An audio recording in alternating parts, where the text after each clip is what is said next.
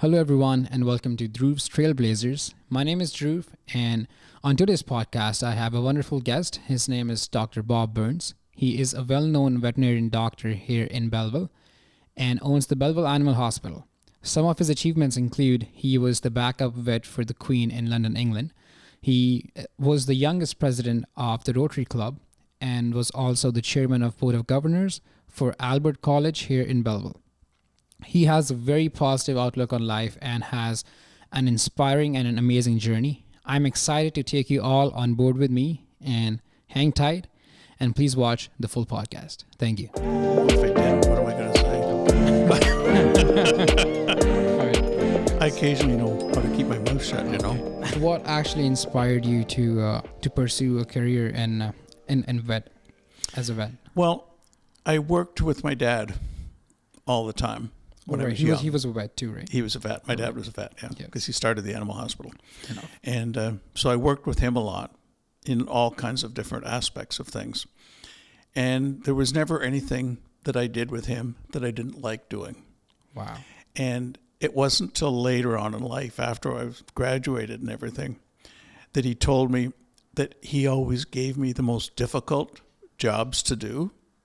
Because if I didn't like doing them and didn't want to be a vet, then, but I had never realized when I was young that these things he was getting me to do around the hospital and everywhere else were the most difficult jobs. Right. I just enjoyed them. So that's helped me through my career. Is I actually still enjoy my work. In fact, a friend of mine who actually, I'm kind of his foster son in a way, or adopted son. All right. Jack Davis, he was from Bermuda, but he was born here in Belleville. And Jack used to say that if you enjoy your work, you never work another day in your life. That's very true. And he actually has that on his tombstone here in the Belleville Cemetery. And it was a good life lesson. And so that's basically my recommendation for anybody, to find something you enjoy. Because if you enjoy your work, you never work another day in your life. So I think that's very, very true, because people sometimes, I don't know if it's under pressure or something, they try to do something that they don't like and then end up hating it, and then it kind of affects their whole life. Mm-hmm. I just wanted to mention that because it was so nice to hear your relationship with your dad. And this might be off our script here, but Can you share some insights on how important it is to have that relationship with your dad? Well, actually, that's interesting, because there's 5 kids in my parents' family, 2 sisters and 2 brothers of mine. And they said to me one time, because I guess he must have bossed them around a lot. Mm-hmm. And they said to me one time, how have you managed to work with Dad? Doesn't he get on your nerves or this and that? And I said, no. You know, it's interesting, but the relationship that we have is kind of like 2 brothers working together. And that actually was so true, the way we got along. He didn't, we both listened to each other, but he didn't criticize me. It wasn't like a father-son relationship. It was more like 2 brothers. Wow. And fortunately, I have 2 other brothers, right. And I get along with both of them. Right. So anyway, that was kind of the way it worked. And my sisters and my brothers, they couldn't figure out how I'd managed to be so happy all my life working with their dad. Right. So anyway, I don't know whether that's a good example, but it's how you work together. And that's how I work with all the people that work with me in my hospital. Right. That's very each true. one of them working like a sibling almost. Wow, that's beautiful. I think if you have that kind of relationship with the people who work for you and everything. Yeah. Wow. So what were some of the biggest challenges that you might have faced in in building your career? Well, one thing when I was here in Belleville, probably 4 years, we rebuilt the animal hospital, because Dundas Street that we're on went from 2 lanes to 4 lanes. So it was making it quite difficult for people to get in the front door off the street. Right. because there used to be room for a car to pull up in front of the front door, and there was no longer any room for that. So I spent quite a bit of time traveling in the U.S. and Canada, looking at other veterinary clinics and going to conferences on how to build animal hospitals. And so we rebuilt it. And actually, it was interesting when I was sitting, waiting for you this morning when you were picking me up. Right. I was sitting in the waiting room, and I was noticing our waiting room is quite long and has a lot of seats in it, but it's not everybody confined in one little spot. And I was thinking how good an idea it was. That way, like everybody that came in this morning had 2 animals with them. Right. And so they could go and sit on one set of chairs with their 2 animals and somebody else down another section. And I was just rethinking how great it was, the way we redesigned it back in the 70s. Right. And it's we've made some changes back in the back end of the building, but not really in the front end. Mm-hmm. And it's worked out very well. So I'd say that was a fairly interesting challenge, and it's worked out all right, because that's 40-some years ago now. 40 years ago. Over 40. Over 40. Yeah. Wow. Between 40 and 50 years. That's a long and it's time. still working well.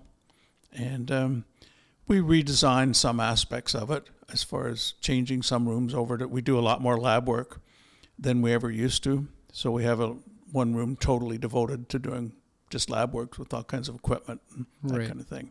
So a lot of our lab work gets done right in our hospital rather than send it off someplace else. Right.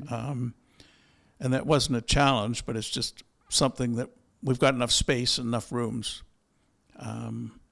So, those, that would be something that I would say has worked out well. No, because it was a lot of work to redesign the place and rebuild it. Right. Yeah.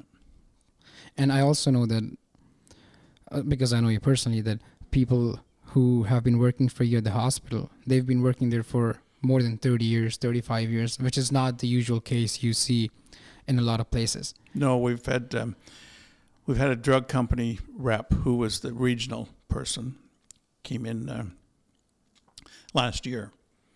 And after my staff left the meeting we were having, he asked me how I'd managed to keep my employees working with me for so long. Right. Because he said most veterinary clinics, you see, which I wouldn't know, most staff people are only there for 3.5 years or less. Sure. And he said yours have been here 10, 20, some 140. Wow. And afterwards I said, he wanted to know, well, what did I manage to do that? And I said, well, I think a lot of it is that I listen to what my staff think. Like, in other words, if they come in for an opinion from me, I actually ask them first what their opinions are. And then I say, well, that sounds good. I think that's the right way to do it. Or I may also say, what about if we did such and such and such and such? And they'd say, well, I was thinking of that, but I wasn't sure whether to mention it. And I say, well, I think we actually need to do this and this.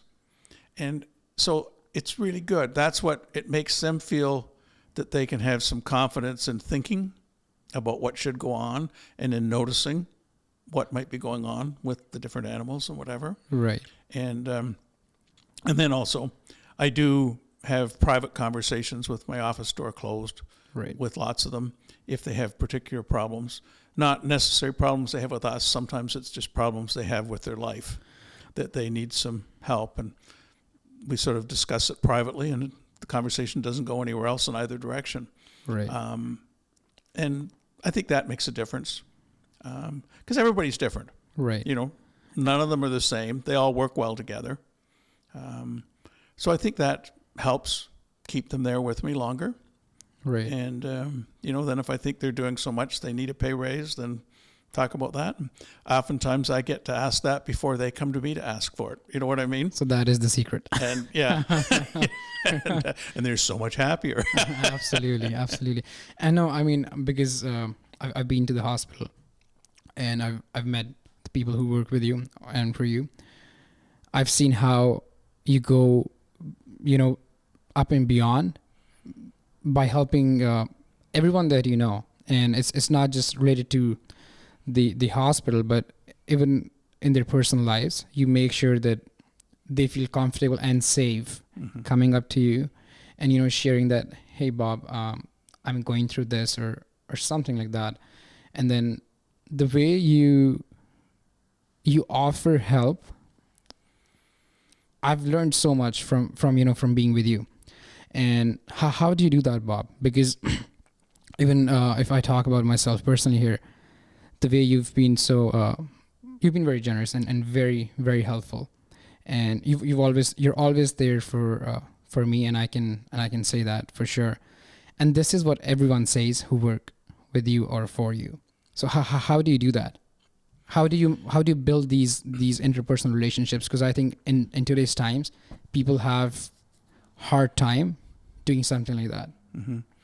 Well, I think it's just something, listening to what they have to say and offering some even personal, private advice. In other words, sharing some of my personal stuff too with them when we're talking about it, not acting as if I've never been through anything as far as a problem. So we balance that. And then also I have friends like yourself that I can talk to privately and listen to their comments and hear it. So it works both ways. And those friends will also tell me what's going on. It's not just people in my practice. Right. So I think feeling comfortable and sharing personal experiences rather than trying to make it seem that you've never had any problems, because that's lots of people look at me and think I've probably never had any problems in my life. Right. And, I've solved them, most of them. And if I've still got some going on, I'm working on them. And that's all you can do is make a plan and sort of figure out how to make it work. And so when I'm talking to one of my staff people, that's what I do. If we've talked about something, if I can see a stressed look on their face, then I'll say, do you want to have a visit? Yeah, I'd love to, they'll say. And so we go in, shut the door. And I think this is very important when someone's building any kind of relationship with with people around themselves, because how you pay attention to detail. Like if someone's going through something, you make sure that, hey, I'm there. I'm a safe person to talk to, and then you actually go up and beyond to help them out too. So see, I do the same thing with my clients. Right. So that I actually listen to what their problems are and ask them questions, or, give them examples of what and this and that. Basically that helps the client relationships with my patients and my clients. Right. Because actually my patients and my clients are two different people. The patient's the animal and the client is the one that owns it. So that is it's a little different from medicine, where when you're talking to your patient, you're talking to the client at the same time. Oh yes, that is very true actually. Otherwise, I guess as a pediatrician, it might be slightly different. We've got yes. And so you're known for having a very positive outlook on life, and I've seen you never show that you're stressed, or maybe if you're stressed, I don't know, but it's very, I don't think you ever get stressed out by by things, no matter what that is. And today, as in 2024, stress is one of the main reasons that people are having certain diseases, or they go into depression or something like that. Mm-hmm. And so how do you manage to do that? How do you keep a positive outlook on everything, and never get bothered with stress? I'm sure you get bothered, but not letting it affect you. Well, one thing that I was going to mention, and this is probably a good time to mention it, my son said to me when he was 9 years old, he saw me acting a bit stressed about something. Right. And he said, Dad, nothing is always perfect in this world. That's a good way to look at it, for sure. Yes. And so I've remembered that. He doesn't remember telling me that. He was 9 years old when he told me that. Right. But it's actually so true. Nothing is ever always perfect. So you might just well realize that at the beginning, and then deal with whatever issues come up and try to solve them. And, basically my comment is, kind of make a plan. If there's some stressful thing going on, try to make some kind of a plan. And once you make a plan, you can write it down, you can write notes, or you can just keep it in your mind. Right. One of the most important things is to write notes, because then if you write notes on things, you kind of stop worrying about it because you've already written the note. And this is a little different subject, but a friend of mine taught me once that he always puts a notepad beside his bed at night. Okay. And if he wakes up in the night thinking about something, he writes it down on the notepad, and then he finds he can go back to sleep fine. He doesn't have to worry about it during the night.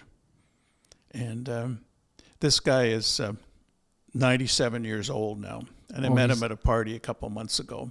It's 97? 97. And he said, Bob, I just got my driver's license renewed last week, and I still go into work every day. And he's 97? 97. Wow. But obviously clear thinking. Right. But I just thought it was cute. He was the one that told me about keeping a notepad beside the bed. And so I do. I always keep a book and a pen there.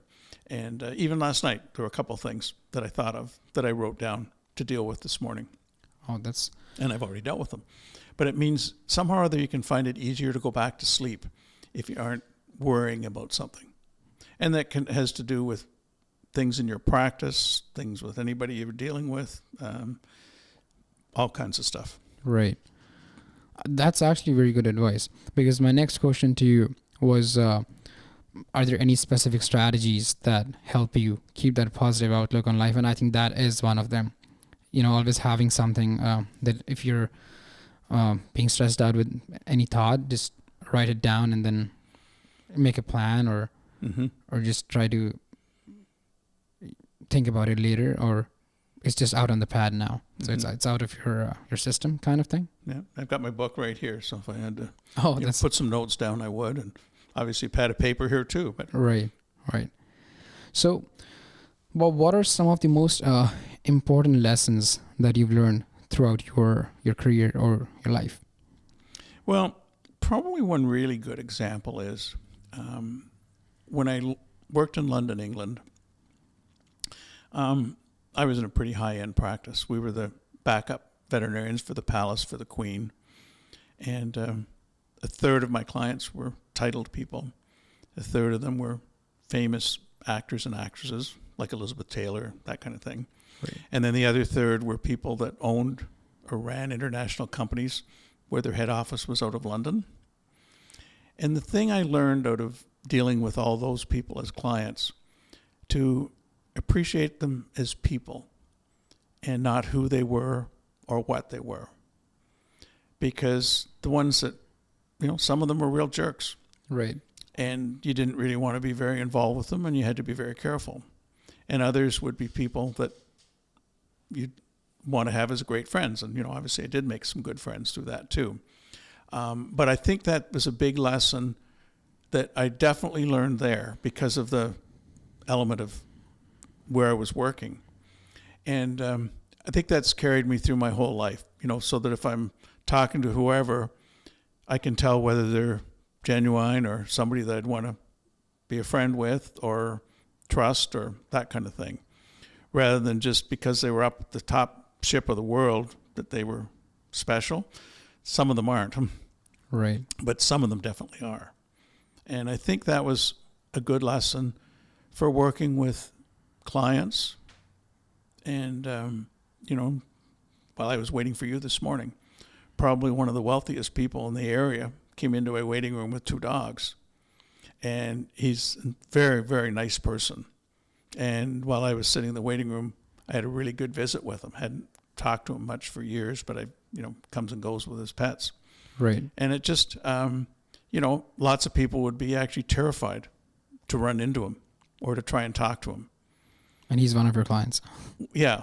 And a very genuine character. He said, one of those comments, he said, the one dog was really long haired, losing its hair. And he said, my wife has a brand new car, so I didn't want to bring them in her new car. I brought our old van because I didn't want the dog hair all over my wife's new car. Fair enough. That's so risky. I mean, he obviously bought the car, right? Oh yeah. So, true. But he was just actually intriguing, and that he'd mention it. That was part of our chit chat, which was great. Right. So I'm not sure whether that. Anyway, that's part of what's made me happy doing everything. Right. And I really, I enjoy my work, as I mentioned earlier. Oh, absolutely. Like you said, if you enjoy your work, you never work a day in your life, right? Yeah. That's very true. And so if someone's starting out in a vet school, Bob, what kind of advice would you have for those students who are, starting out in this field as a student? Well, I think a big thing is to evaluate, and basically where I'm going with this, my daughter's actually a veterinarian. Oh, okay. And she practices in Calgary, and her husband's a firefighter there. Actually, she's here right now visiting for a few weeks because we're at a family wedding. Oh, that's sweet. But she had trouble getting into vet school. And in Canada here. Yeah. Yep. And so she eventually got into one in the Caribbean. And one of the things that I learned when she was there is that, because obviously she was half smart. I mean, her marks were half decent, but not up to the top level. And obviously she had some learning disabilities that they never found a way of evaluating here, because they only work on the people at the very bottom and maybe at the top, but maybe the ones at the bottom. And one of the things they did in the Caribbean was there was a workshop for every course that you took. And the workshop taught you how to do that course and how to do the exam. And so that's what she did. She took all of the workshops that were offered, and her actual marks went up every year. And then her final year had to be away from the Caribbean, someplace where there had lots of animals. So she went to Cornell for her final year. And when she graduated from Cornell, she was in the top 4 people in the class. So it's called cum laude or something like that. Top 4. Top 4. So Wow. she had 96% when she graduated from Cornell. And you know what her comment was?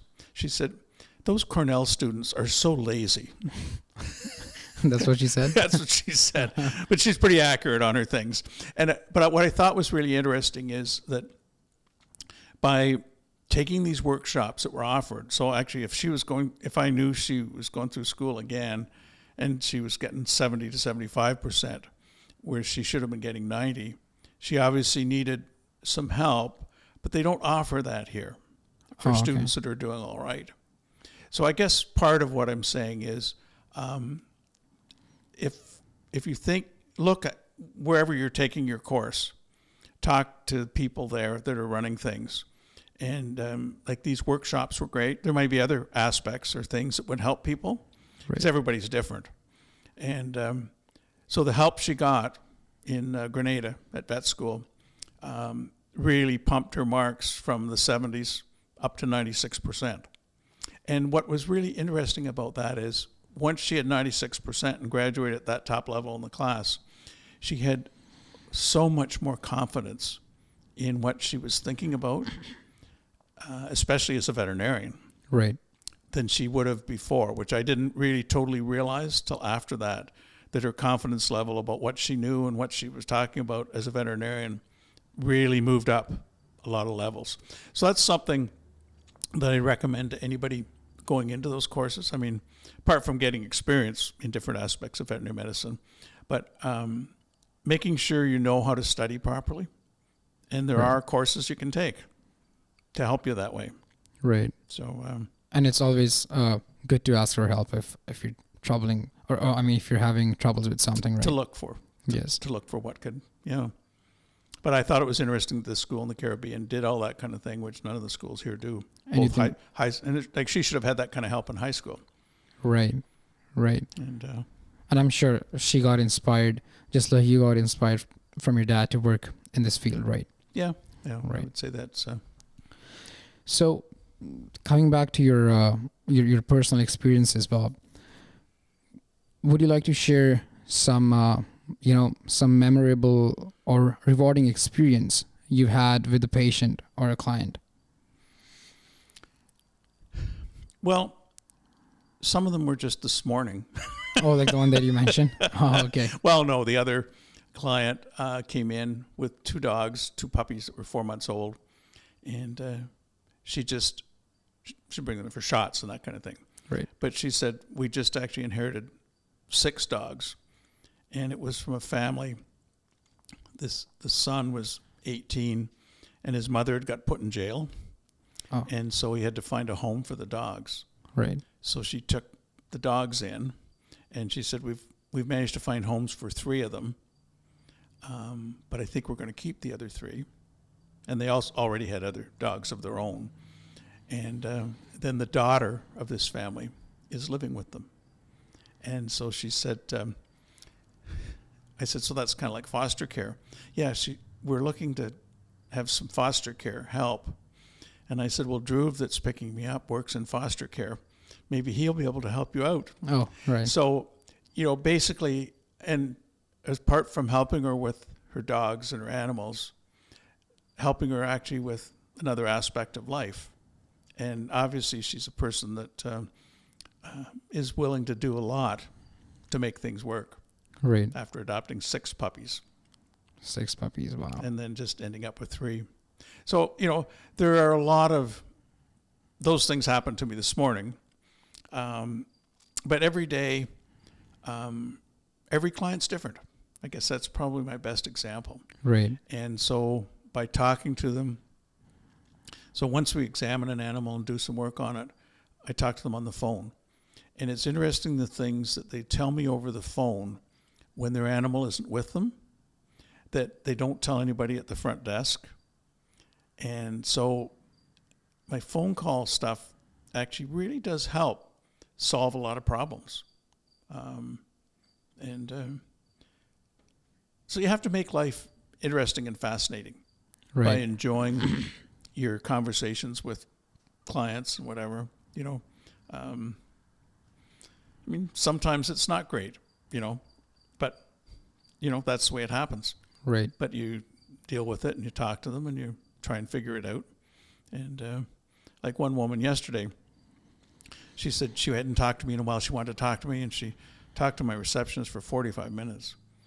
So I got on the phone with her, and I said, well, it's positive for Lyme disease, and so we should actually be putting it on doxycycline, the antibiotics, to treat that. Right. So then I find out afterwards that she refused the doxycycline and wouldn't take it.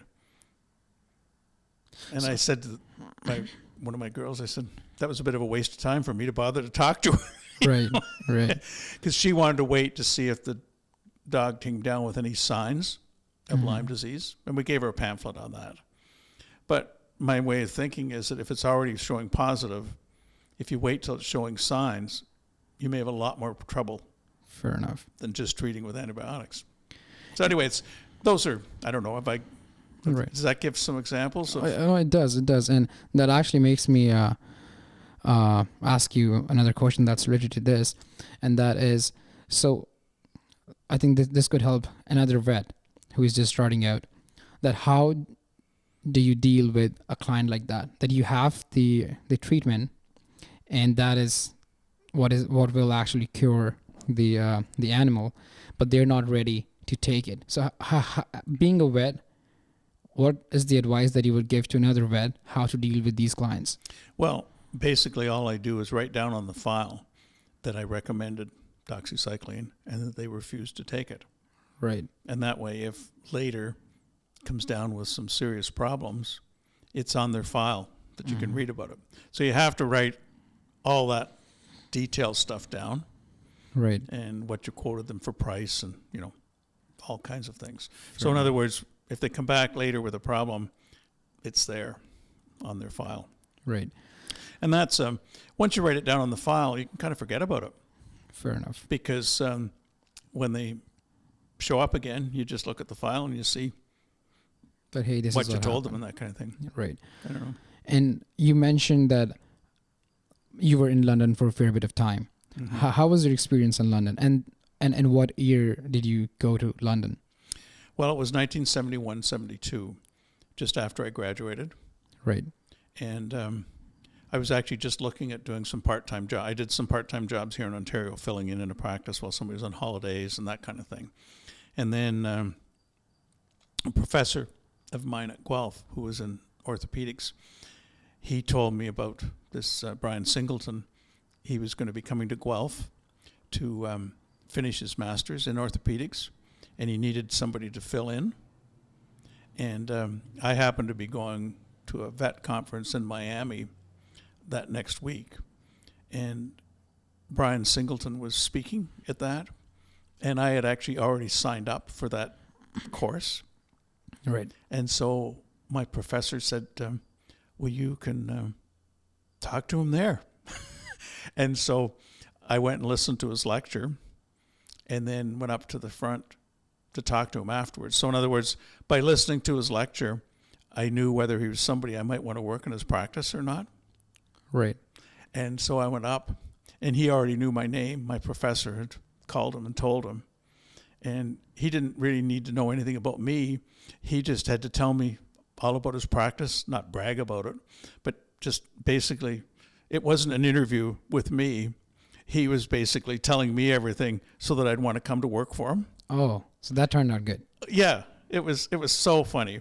And the reason he wanted to hire a Canadian vet rather than an English vet, because he said English vets, they can tell, anybody in the office can tell what part of the country they come from, what class structure they're in, all kinds of stuff. Right. Whereas if you talk to a Canadian, you can't tell what Fair enough. their structure is, where they're from, what their accent is, all kinds of stuff. And that was, he already had another Canadian vet working for him, Bruce Vogel, which I knew from university. He was a few years ahead of me. Oh. And so, you know, he'd already experienced having Canadian vets work and found it worked out better when they were taking his clients or filling in or whatever. Right. And so it was, made it an interesting experience. And then I actually had a scholarship, or bursary from the Alumni Association to travel and view veterinary medicine in other parts of the world. And then actually what I had to do afterwards was write an article for the Alumni magazine. Oh, wow. And I didn't feel my job in London verified that. So what I did is I traveled in Africa, and I'd phone up veterinarians and say had this bursary to travel. Could I come and spend some time in your clinic? And yes, I could. And then I went to different veterinary colleges in Africa. So the main countries I probably spent time in was Kenya, South Africa, Ethiopia, and at that time it was called Rhodesia. Now it's got 2 or 3 different names. Right. So that part, more Western Africa, or more Eastern Africa, I should say, not the Western part as much. So that's, and then I wrote an article afterwards. And then after I left Africa, I was heading off on another trip to Ireland and Scotland and Denmark and whatever. Wow. And when I went to Ireland, a horse vet that I went to visit, that a vet in Kentucky that I'd worked with, recommended that I go and visit this practice. And so I went to visit it, and he had an English vet working for him that had spoken kind of badly in the pub the night before. Oh. He got threatened with his life. Oh, did he? And so the English vet left that morning. And this is in the foaling season and breeding season in the middle of the winter, late winter. And Stan Cosgrove, and he offered me the job. And I thought to myself, when am I ever going to be offered a job to work with the best horse practice in Ireland? So I took it. Wow. So I worked there just for 2 or 3 months. Right. And that was when I was there. My dad called me to see if I might want to come back to Belleville. Or, at that point in time, he didn't know where I was traveling to or where my next job would be. Do you know what I mean? Okay. But so he just made this nice call, but did I want to come back to Belleville to practice? I said, yes, I do. Yes. So it was an interesting experience. And what I'd recommend to people personally is to do that traveling after you've graduated rather than taking a year off while you're at university. Right. And do your traveling to other parts of the world after you have your degree. Because the nice thing is you can actually work in a good job and make good money. Fair enough. While you're traveling. Right. So basically my job in London, paid my expenses I was given an apartment to live in London, and he had a country house where he did some of his orthopedic surgery. So he left a car for me to use that I kept in the hotel next door. Oh, that's nice. And then I could use his country home. Whenever I had to go down there and do surgeries sometimes too. But then I had this, so it was kind of an interesting London experience to actually have an apartment on the top floor of the clinic, Right. a car next door, and a country home. And this is back in the 70s. Back in the 70s. Wow. Yeah. And I think that is a very good piece of advice when you said that people should try to travel once they are done their degrees, because that helps obviously in their expenses too, right? It pays for the expenses, and they can work while they're traveling, which is even more fun. They can enjoy more rather than being in school and then worrying about paying about all these travel expenses and staying costs. And that's a very wise piece of advice, I'd say. Focus on studies, and once you're done, then have a good time. Yeah. Well, and on that note, I really had, this was way before I was married. Right. I had some really great girlfriends, Oh, did you? both in the UK and in Ireland. None of them that I ended up getting married to, Right. but, people that were fascinating. Some of them I met through my practice in London, and some of them I met when I was traveling in Africa. How was Africa like, if I may ask? Well, it was great for me. Basically, this girl that I knew in the practice, she was a big artist. She used to work for the Duke of Edinburgh's award scheme. And then she'd grown up in Africa. Her parents had been missionaries. Right. And so she went out to Africa once a year to take pictures of all kinds of animals. And then when she came back, she spent the rest of the year. And so she quit her other program. Now she was totally selling art. Oh. And so while I was there in London, Bing Crosby flew over from the United States to have a game of golf and buy some of her pictures. And so part of the thing in Africa was I was going out with her at the same time, and we're taking a big collection of art because she was doing a showing at the Hilton in Nairobi. Wow. And she ended up not going. But I took her art out and took it to the Hilton. And then, and they were all animal pictures. And then basically she introduced me to all the friends and people where she was going to stay when she was there.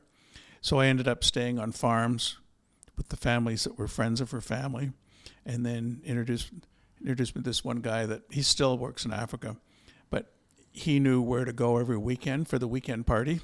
Right. And so we used to travel around, going to the Kilimanjaro mountain to a farm there for the weekend, and then going up to northern Kenya to Right. another fancy place with golf courses. And so I basically kind of enjoyed life around Nairobi a lot. And then I went to South Africa.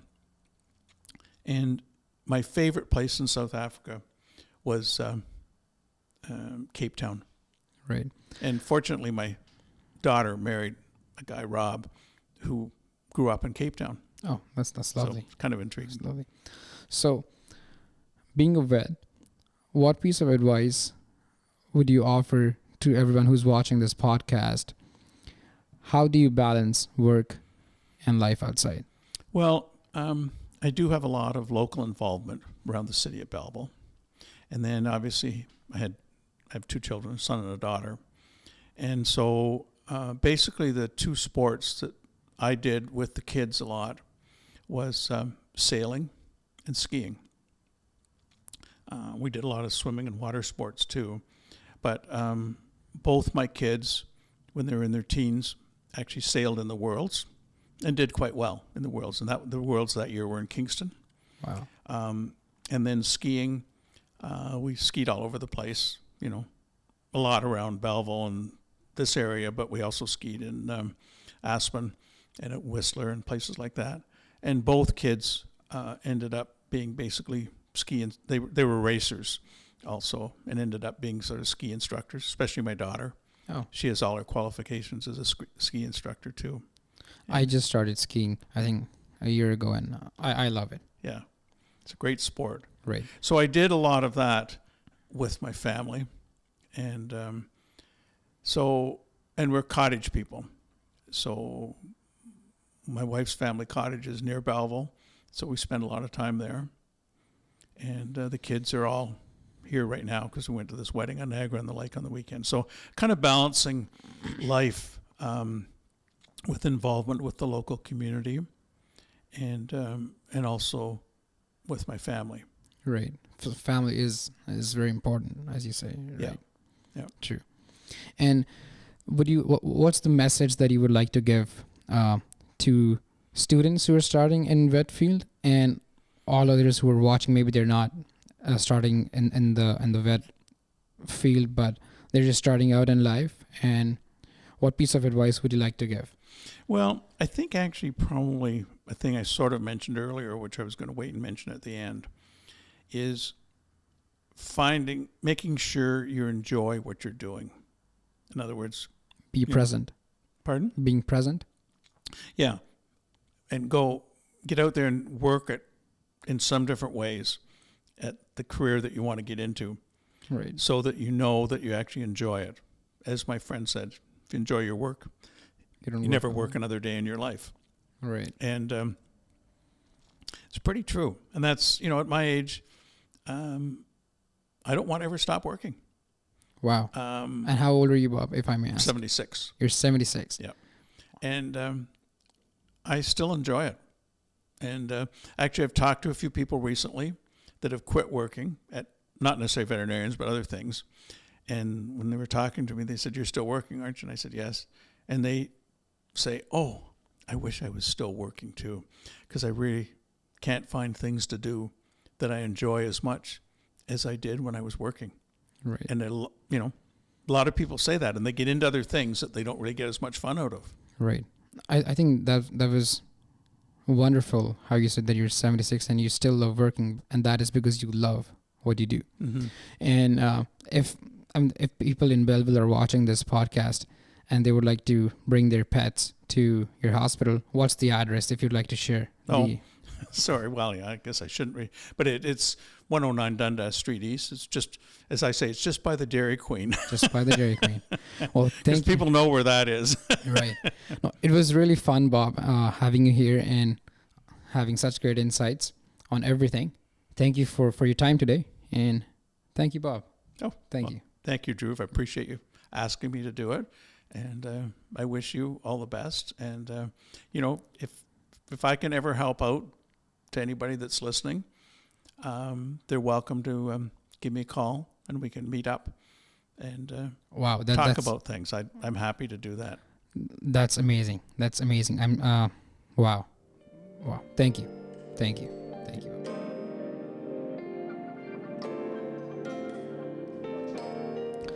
Thank you for watching this podcast, and thank you to Dr. Bob for joining me today. The thing that I really like about Bob and that inspires me is his positive outlook towards life and his way of helping people out in whatever way he can. That inspires me to help whoever I can, and I hope that inspires everyone who's listened to this today. I also want to thank Dr. Bob for sponsoring this podcast, and I am looking forward to my next guest, so stay tuned and looking forward to seeing you all. Thank you.